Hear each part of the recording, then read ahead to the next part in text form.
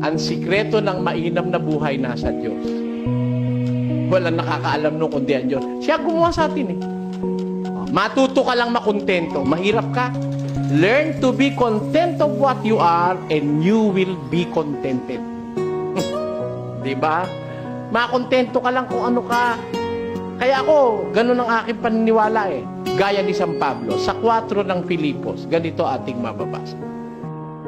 Marunong akong magpakababa at marunong naman akong magpakasagana.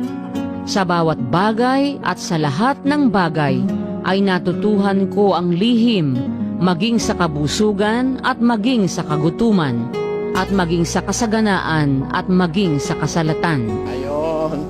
Marunong akong sagana. Marunong din naman ako mahirap. Marunong akong masalat. Marunong naman akong marami.